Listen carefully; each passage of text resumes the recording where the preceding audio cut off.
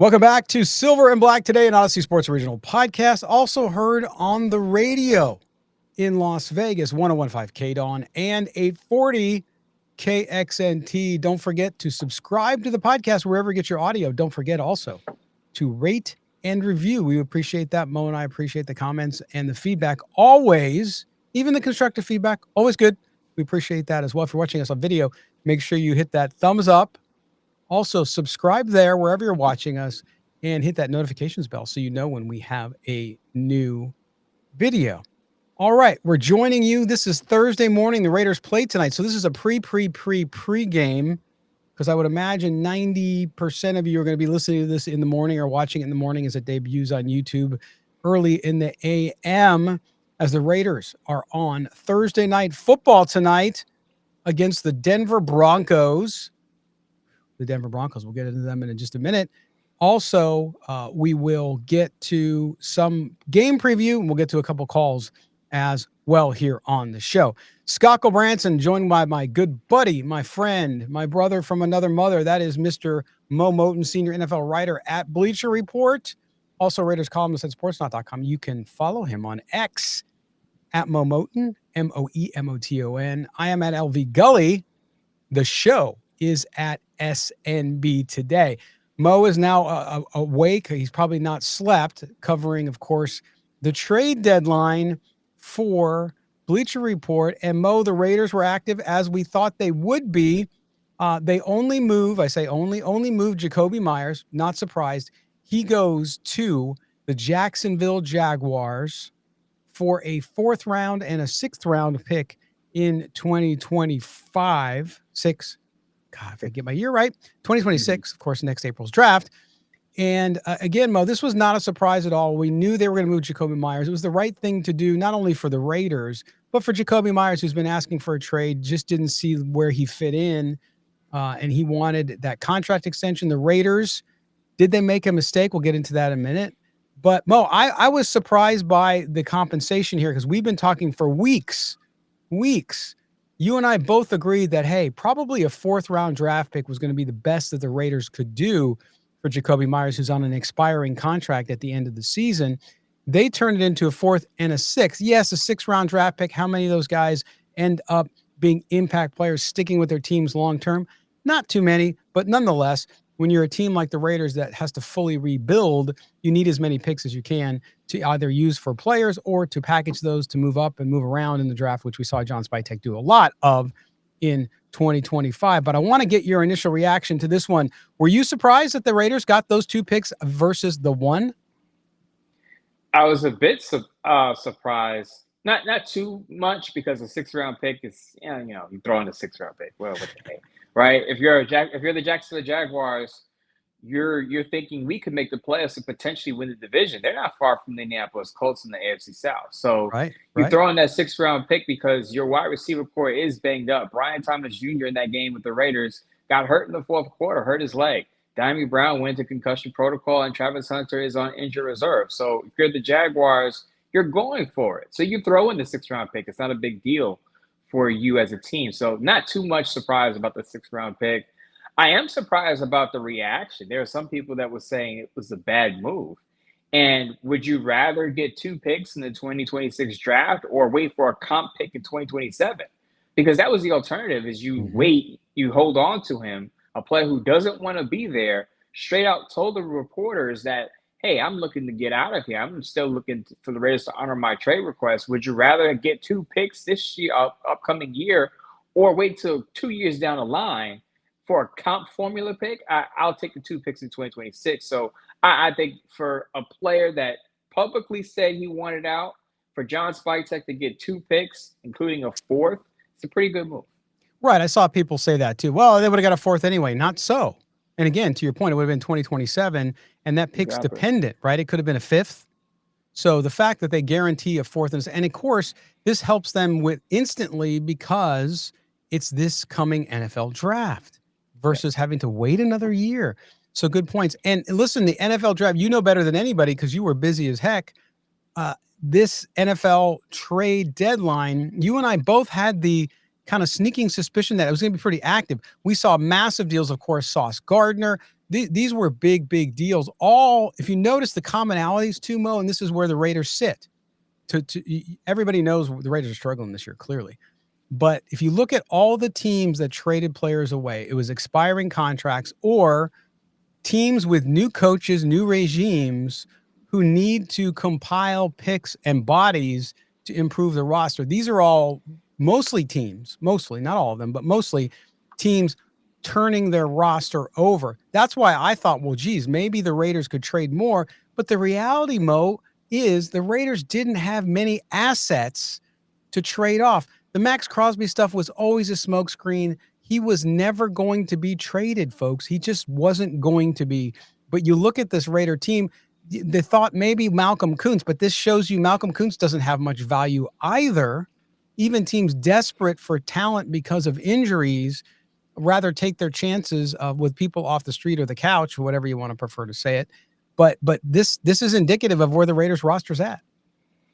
I always find it amusing that fan bases overvalue their rotational or backup players. And I'm not talking about Raider Nation on this one. And just across the board, you see this. No matter what team it is, fans are like, oh, we can get a third-round pick for our third-string guard. It's like, no, you're not getting anything for that third-string guard. You're probably not getting anything for the backup guard either if he's not playing well. So when it comes to Malcolm Koonce, he's on a 1 year, about $12 million prove-it deal. He's not proving it as far as I'm concerned through the first half of the season. He's not playing well. Now, of course, he's coming off of a torn ACL, so there is that recovery issue there. And he's not going to generate any value because teams are looking at his contract and saying, first of all, we're not going to take on the rest of that. And number two, he's not playing well. Number three, he's going to be a free agent next year anyway. Why don't we just wait until he's a free agent and another year removed from his torn ACL when he'll probably be playing better football rather than get him right now. The only other player I thought that could possibly be moved, and I talked about on the show, is Jakobi Johnson. That's because of the friction behind closed doors with his coaching staff.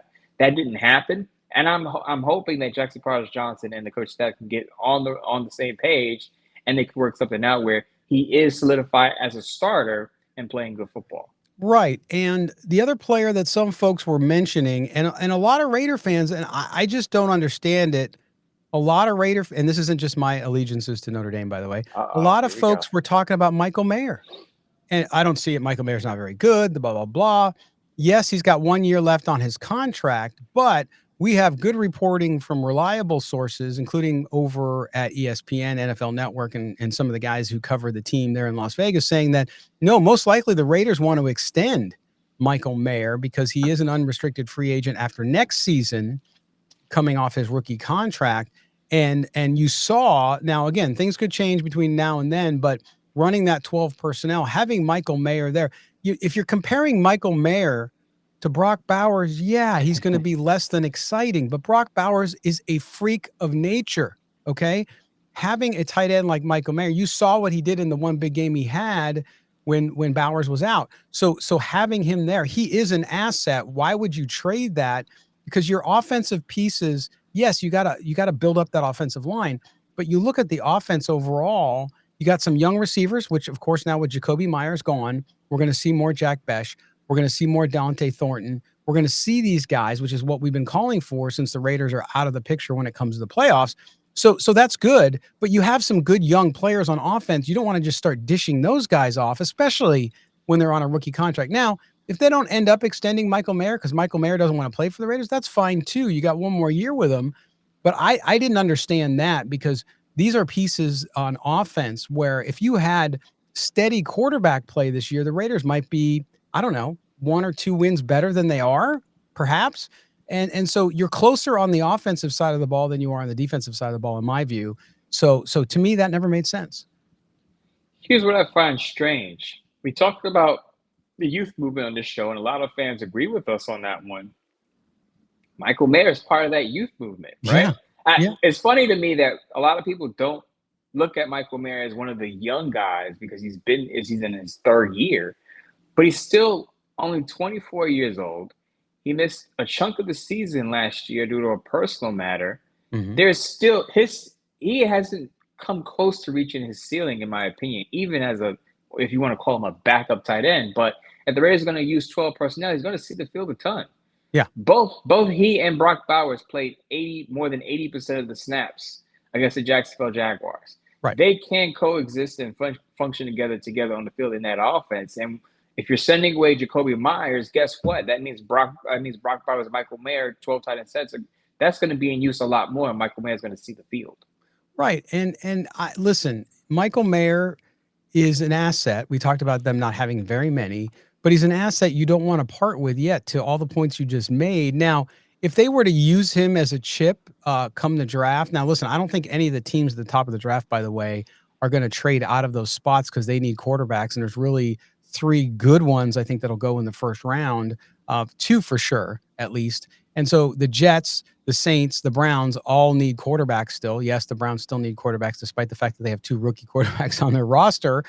So I just don't see that happening. But to me, this also was a trade deadline where I didn't expect the Raiders clearly not to be buyers. There's nothing out there that I thought that they could go do that was going to help them. Yes, Pete Carroll is clinging to the delusion that they can do something this season because he kind of has to. What else is he going to say? But to me, there was nothing that they were going to add to this roster out there that was available that they'd make a play on. Yeah, unless you're a team that's thinking playoffs, why are you taking big swings by trading draft picks, premium draft capital for players anyway? Right. You see what happened with the Jets and the other teams. Now the Cowboys are kind of in this no man's land, in my opinion, but they did acquire Quinnen Williams, and they traded a second-round pick in 2026 and a first-round pick in 2027. But I'm thinking they made that move after trading Michael Parsons to the Green Bay Packers. So Quinnen Williams is kind of the replacement for Michael Parsons, though they don't play the same position. They got rid of a premium defensive player and brought in a premium defensive player who was going to be cheaper. Now the Colts are going for it. They're 7-2. Oh yeah. I feel like they overpaid for Sauce Gardner. I'm not giving up 2 first-round picks for a cornerback. Right. That's the price you pay for a quarterback. Yes. Or a premium edge rusher to get you over the top. With a cornerback, all you do is not throw to his area of the field. You could take a shutdown or a top cornerback, out of the game. And Sauce Gardner, I'm in New York. Sauce Gardner has been playing his best ball. That's the Colts podcast. That's for the Jets podcast. But my point stands. You're the Raiders at 2-6. You're not acquiring these premium players. You're trying to sell as much as you can to build for the future. Right. And the Jackson Powers Johnson not being moved, everybody's happy about that. I know that, which is great. And maybe that's a sign that John Spytek stepped in or silently stepped in and said, yeah, you guys, your staff, you're not here for the long term, because we all know that's true, I think. And I like this kid, even though I didn't draft him. I like this kid. We're not going to give up on him yet. He's the best offensive lineman we have with Colton Miller out with injury. He's the best guy we got. We're not going to dish him on a rookie deal. It's not smart football. It's not smart management. So good with that. Mo, the other thing I want to talk about, watching the press conferences this week again, I'm struck by, and frankly, just blown away by what I still perceive to be this arrogance by this staff. Not only Pete Carroll and the rigidity, which you and I, it's been a theme for us talking now for several weeks, but Chip Kelly again too asked questions about using Ashton Genty. Well, he's the leading rusher out of rookies, isn't he? It's like they're not even answering the questions when they do the availability. And credit to the Las Vegas pool media there on the ground, asking questions about usage, about play calling and stuff like that. Chip Kelly's just kind of blowing it off and not really giving any answers and not owning anything to say, hey, you know what? We think we're using them and can we use them better in certain spots? Sure. There's always room for improvement. We don't hear any of that. I think he's a bit prickly after, and even maybe before, he was openly criticized by Pete Carroll. Remember, Pete Carroll said talked about running the football. Basically, openly criticized the play calling decisions by Chip Kelly, and I think there is a bit of some, back and forth behind the scenes, I'll call it. And then when you get asked about the same matter by the media after going back and forth with the head coach about it, you tend to get a little tense. But Chip Kelly, that's I think his personality. Chip Kelly comes off as the type of guy, you don't question him. You don't, he gets snarky if you question his methods, and I just think that you're not going to get a straight answer out of him other than, a counter comeback to your question. I had some people sometimes answer a question with a question. I don't know if he did that, but he's Chip Kelly, and that's what you're going to get. You're not going to get any straight answers out of him. What I will say though is it was good to see Ashton Jeanty get the football as a pass catcher, and I hope they do that again against the Denver Broncos on Thursday. Actually, one of my legs on my sleeper picks today had to do with Ashton Jeanty catching the football. We'll talk about that. Yes, we will. Stay tuned for that when you get Mo's sleeper daily fantasy football picks during the break for tonight's game. So make sure you check that out. Yeah, we're going to start calling him Chippy Kelly. Chippy Kelly. Right? I mean, his name is Chip. It's not too far off. I like Tarek's potato chip. Potato chip. Hey, and you know what, though? I'll give Kelly credit. Is it there yet? No. But we did see some improvements. We talked earlier about the 2 tight end sets. There was even 3 tight end sets and better usage of Ashton Jeanty. So you got to give credit where credit is due. So we'll see how that all ends up. All right. We're coming up on our first break here on this special pre-game edition of Silver and Black today here on the Thursday. The Raiders taking on the Denver Broncos tonight on Thursday Night Football. You get to watch it on Amazon. It's not on ESPN, so if you have YouTube TV, you don't have to worry about anything as that war continues. I'm on the side of YouTube TV because I think ESPN is garbage other than watching games. Sorry, there's good people there, don't get me wrong, but I don't miss it. Now, I'm missing games. Yes, I have other ways to watch them, but interesting stuff there. But you don't have to worry about that tonight because you can watch your Raiders on Thursday Night Football on Amazon Prime. If you have Amazon Prime, that is. You have to have like 14 different streaming services now, Mo, to watch the NFL. That's a whole different discussion for the offseason to discuss maybe here on the show. All right, we take this break. We come back. We're going to talk about tonight's game, Denver Broncos and the Las Vegas Raiders. What do the Broncos do well? What do they do not well? I've been saying all week, people are telling me that their offense is blah. We've had Tarek call in, we've had other people call in saying, they're not that good. We'll go through the numbers and tell you just how good they are based on that and get to some of our picks there. And then we'll get to a couple calls. Yes, we'll get to your calls on the Raider Nation switchboard. This is Silver and Black today. He's Mo. I'm Scott. We're coming back right after this. All right, folks, tonight's game against the Broncos, the Raiders have their work cut out for them, but you can enjoy it in another way, and that, of course, is playing daily fantasy football on the Sleeper app. You don't have the Sleeper app? What's wrong with you? Go get it, download it now, and guess what? You deposit money up to $100, and our friends at Sleeper are going to match that $100, so you get $200 right there. You put $100 in, get $100 for free, and you can pick along with Mo. He's going to give you his picks here in a second. You got to use a special code, though, that you can only get here from Silver and Black today, and that's Genty. The code is Genty. Use that when you sign up and make your deposit, and you will get that free $100 to enjoy picking in this game. Okay, Mo, we got to get into this now. The Raiders and the Broncos, Thursday Night Football. Let's go with your picks. Who you got? How can you help our viewers and listeners out there make some money? I'll start with the enemy first. I'll start with the Denver Broncos. Evan Ingram, 3 catches for Evan Ingram. He got blanked last week, didn't have any catches against the Houston Texans. I think he's going to be very much involved in the game plan this week against the Raiders defense. As we know, the Raiders' best coverage linebacker now plays in Indianapolis, Jermaine Pratt. So I think the Denver Broncos attack the middle of the field, and Evan Ingram gets busy against that Raiders defense. Okay, so we have 3.5 receptions. So you want to go more there, right? That's your pick? Or did you say yards? We can go. What is the yards total? What is the yards total? 29.5? 29.5, 3.5 receptions, or 1 anytime touchdown. I'll go over 29.5 receiving yards. Okay, so we're going over on the receiving yards for Evan Ingram with the Broncos. Okay. Back to the Silver and Black. Yes. Michael Mayer. Mayer. I know everyone's going to go for Brock Bowers, but I'll take Michael Mayer. What is his over-under line for catches? So for catches, it's 2.5. For yards, the most popular pick, and this is the one I chose, by the way, on our Tuesday show, 25-plus receiving yards. Okay, since you went 25-plus receiving yards, I'll go over 2.5 receptions. All right, there you go. Mind you, he had 3 catches against the Jacksonville Jaguars. Yes, yes. With those Just two note tight that. end sets, it's to me, it's a no-brainer. 2.5 for Michael Mayer. All right. Now you're going to bet on, or you're going to pick Geno Smith over 2 interceptions? No, I'm just kidding. Absolutely not. I mean, I hope not. I mean, that would be a good bet, by the way. But I It wouldn't would do be, but that. you going Genty now? Going Ashton Genty.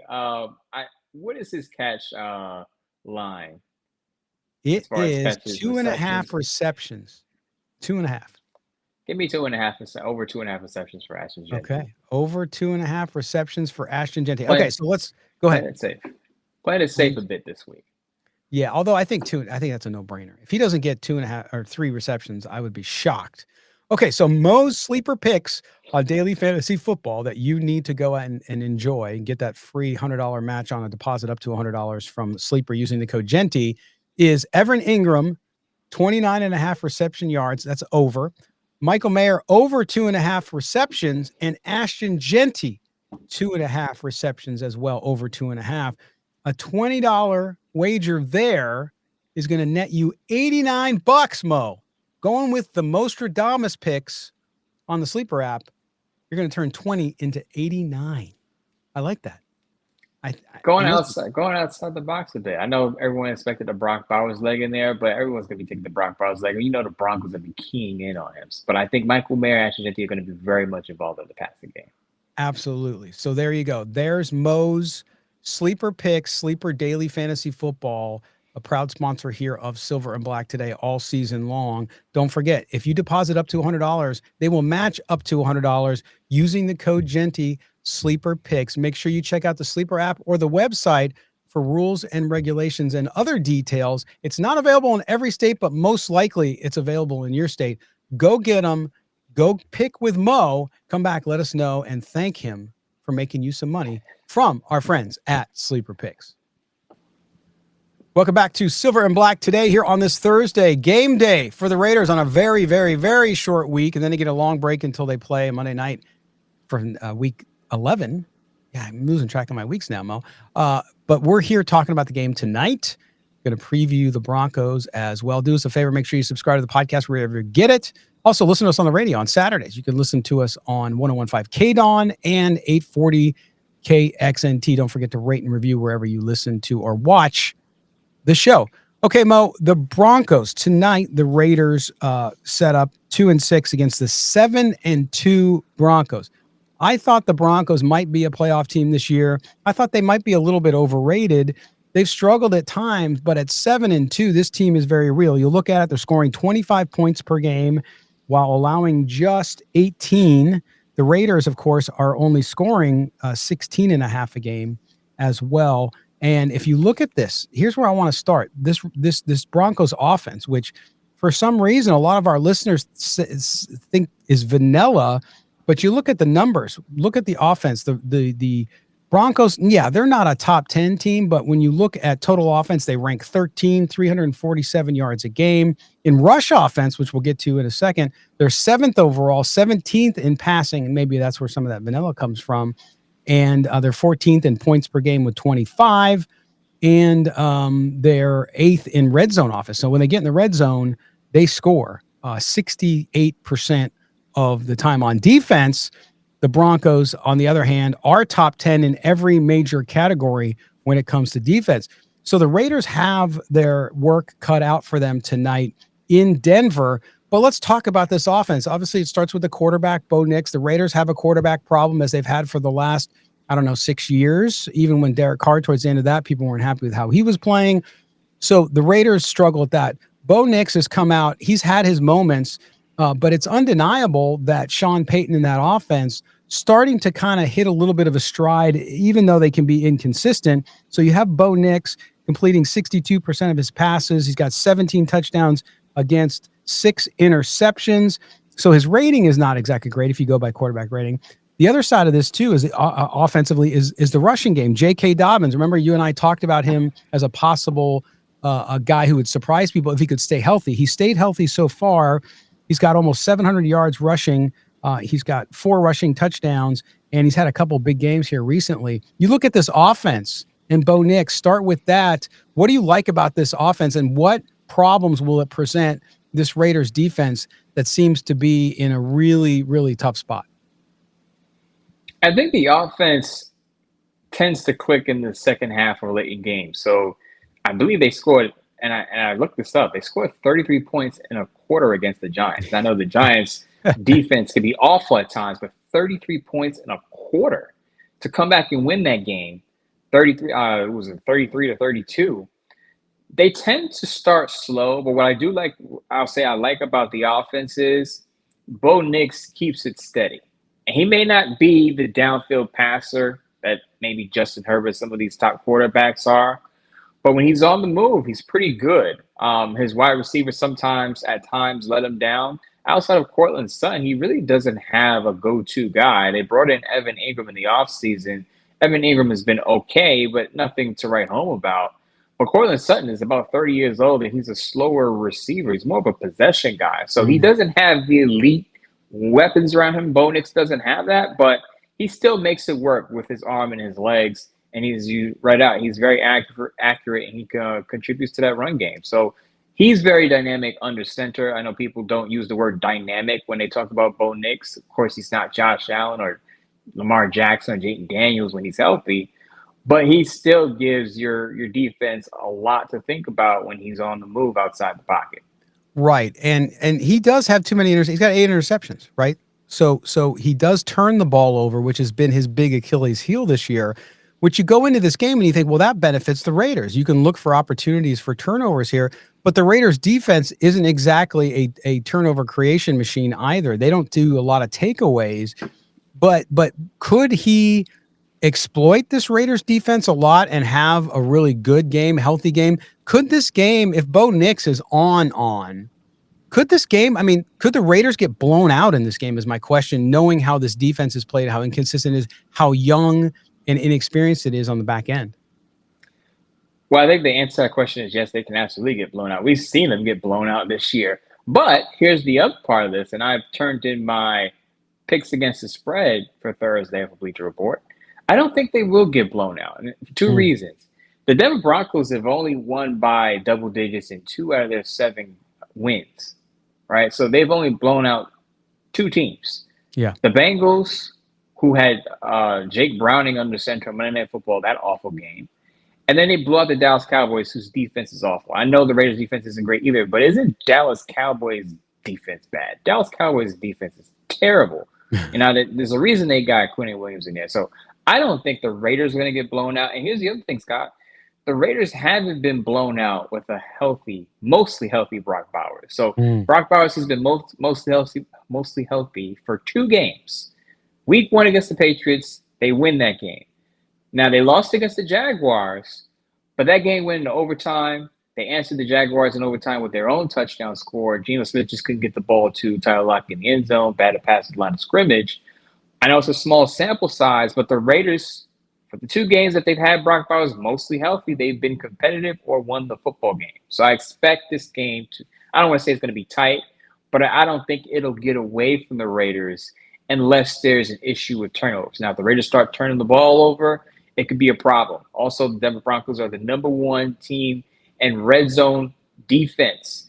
The Raiders, as we know, have a problem scoring in the red zone. So if the Raiders are settling for a bunch of field goals and the Broncos are scoring a bunch of touchdowns, then yes, it could get away. But I just don't see it being a blowout, even though it's in Denver. Right, and it's an AFC matchup now. Of course, we saw them against the Chiefs too, and that was not a fun game for the Raiders. But the Broncos have won 7 straight games. That's tied for the longest active streak in the NFL, and they've won 8 of their last 9.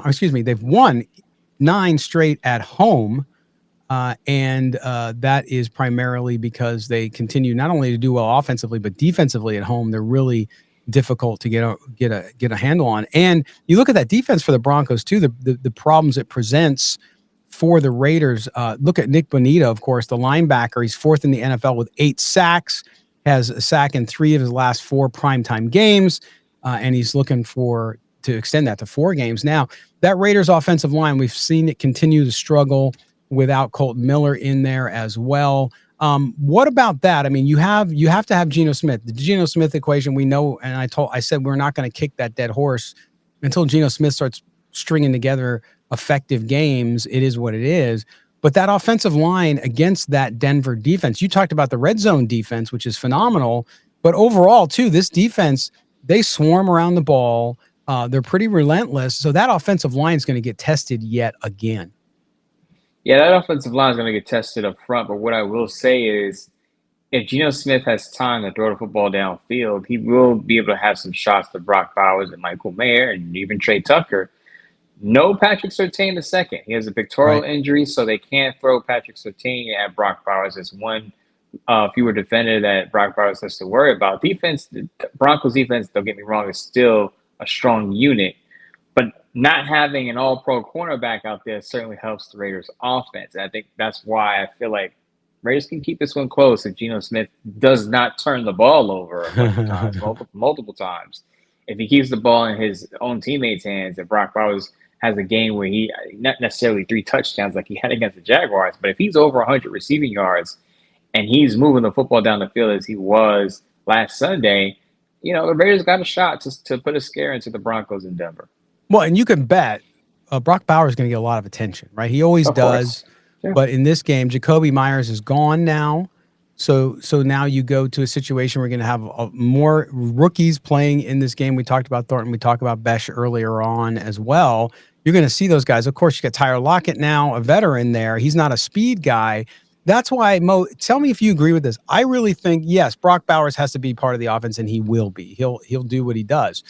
But to me, one of the keys offensively, besides blocking up front and giving Geno Smith time, is also Trey Tucker. I think Trey Tucker has to get unhooked in this game. He's got to be a guy that the Raiders can get in open space if Brock Bowers is drawing double teams. Do you agree with that? Because I think, look, Trey Tucker is a difference maker on this team. And when he does get into a rhythm and the quarterback finds him, he makes things happen. Well, now he's inarguably their best wide receiver now that Jakobi Meyers is not there. By the way, Jakobi Meyers only had 40 or fewer yards in 4 consecutive games. I said it last week. Trey Tucker has been the Raiders' best wide receiver. Yep. Jakobi Meyers didn't really have a big part of this offense since mid-September, maybe the 3rd or 4th week. I think the Washington Commanders game was the last time Jakobi was over 40 receiving yards. So Trey Tucker, yes, he has to be involved. He has to be able to win his one-on-ones because, as you said, Brock Bowers is going to get a lot of attention. He's going to get a lot of double teams. He's going to get a lot of bracket coverage.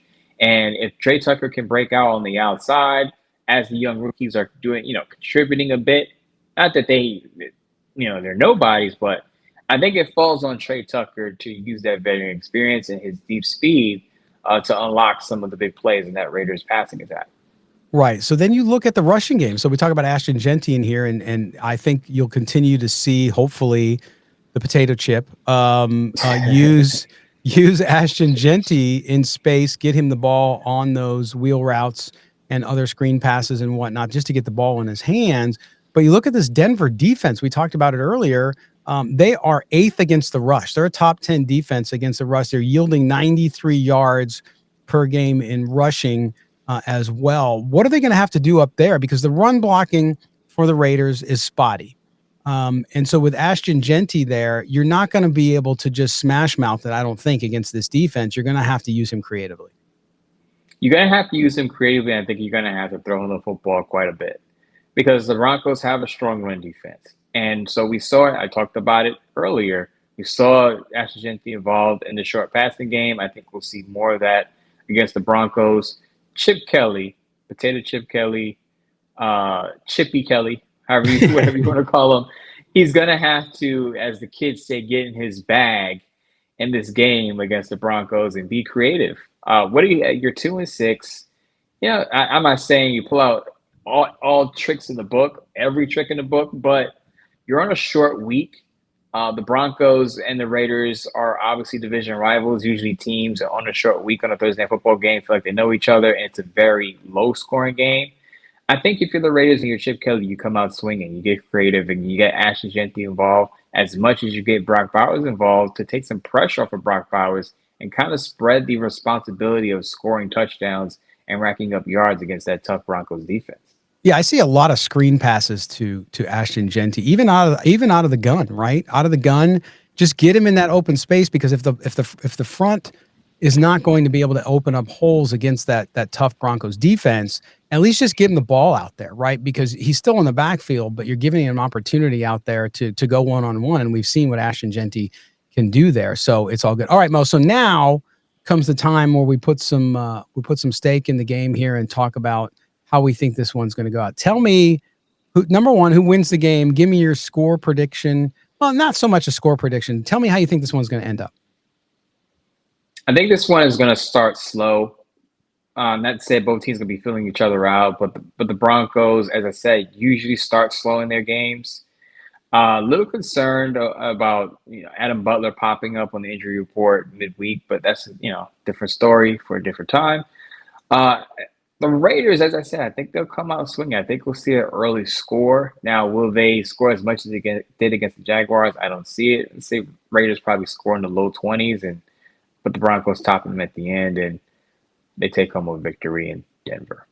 All right. So, and I agree with you. I don't necessarily see a blowout here, although, like we talked about, it could happen. It's not out of the possibility with this Raiders team and the way they played this year.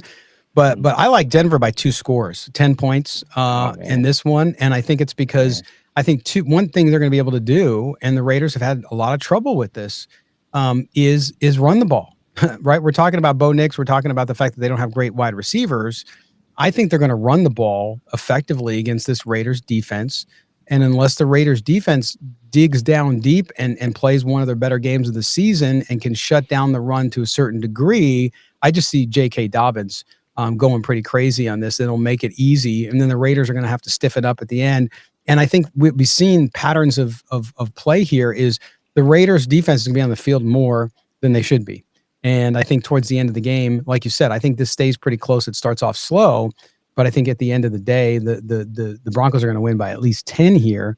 And again, we want to see progress. I just want to see this Raiders team go out there on offense, see these young wide receivers, see what they can do, see if Geno Smith can avoid turning the ball over and build on some of the things he did better against Jacksonville. But we'll have to see how that nets out. But again, the Raiders have an opportunity here to go and get a win. I know most people out there want the Raiders to compete, but maybe not win because they want a higher draft pick, all that stuff. But that's how I see it going down tonight in Denver, a mile high or whatever the heck it is. What's that number? I forgot the feet, the altitude that they put on their helmets and all that kind of stuff. Whatever. I love how Raider fans hate Bronco fans, man. I see people posting pictures of relatives from yesteryear flipping off. I think it was Murph who from Raiders Fan Radio who has a picture of his uncle flipping off the old Mile High Stadium, and it's like from the 70s because it's black and white. You can tell. So it's always great. That's what I love about these division rivalries, though. Maybe the Raiders will sneak it out. We'll see. I don't see it happening, but anything can happen in the NFL. All right, what we want to do now, too, before we end this show on this Thursday, this special game edition of Silver and Black Today, is get to a couple calls. Got some calls. I think people are trying to wait until after the game, and I'm sure we'll have a ton of calls for early next week after we see what the Raiders do. But also, I want you to tell me when you call after the game, because you'll give it to us on the performance. Let me know what you're doing on Sunday since the Raiders don't play on Sunday. Like, what's going on? Tell me what you did with your time. All right. We're going out to our buddy Marcus out in the Bay Area. Here's Marcus. Hey, Scott. Hey, Mo. Marcus Watson from Oakland here. Long-time listener. I think it's the second time I've called, but the first time I called, I was maybe a little bit intoxicated after a game. But anyway, a couple of questions for you. How do we tank this season? Sounds stupid. I'm definitely not that type of fan, but like everyone else, I think we want to see real change. And we need a quarterback in the first round. And with getting Bowers back and with getting, certain players coming back into the fold, the worry of me, and I'm sure other people, is that we're going to start winning some meaningless games. You look at the schedule coming up. You've got the Browns. I mean, the Cowboys look pretty terrible. But somewhere on the line, they're probably going to win a couple of games. We win 2 games. You're probably picking 10th maybe. So yeah, that's my question. Like, how do we do this and tank while still, still maintaining some? I don't even know what the word is.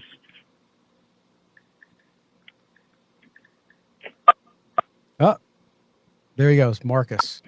Out of the Bay Area with that English accent, though. So there you go. Very nice. Marcus, thanks for the call, that. man. And Mo, I think the answer is how do we tank? It's not how do you tank. It's what we've been saying for 3 weeks now, which is you play the young players. You're going to see, and will the Raiders win 1 or 2 more games? Most likely, you never know. And so I think I had people asking me on X yesterday, Mo, that, hey, what quarterbacks do you like and who should the Raiders take? It's hard. It's not like it was 2 years ago where you had 6 quarterbacks that you could legitimately take in the first round.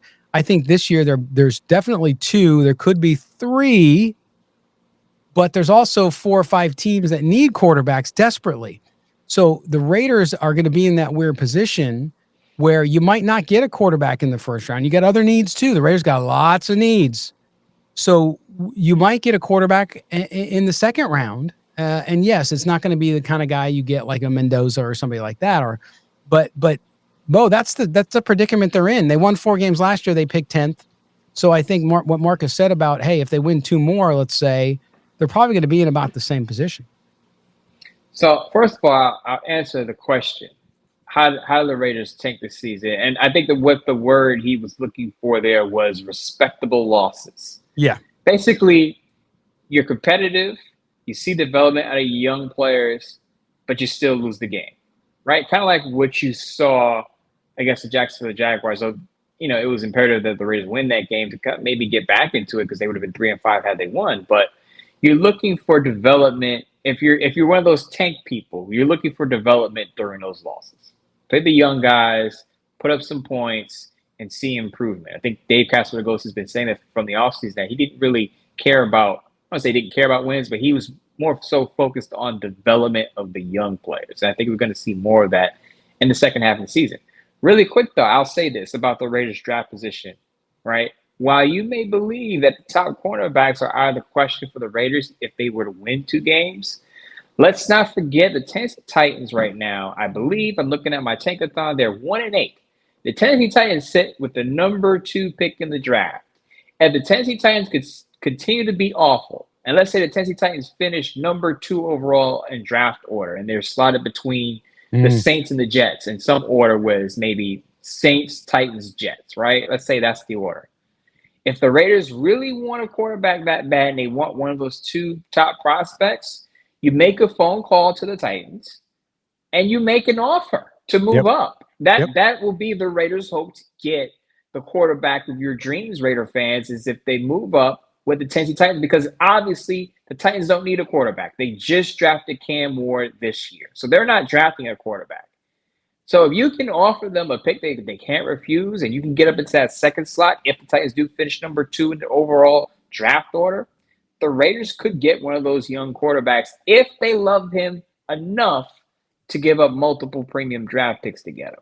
Right, because the Jets, most likely, the Jets will be that number 1 pick, and they're drafting a quarterback. And not only that, but they have 3 or 2 number ones. 2 number ones this year as well.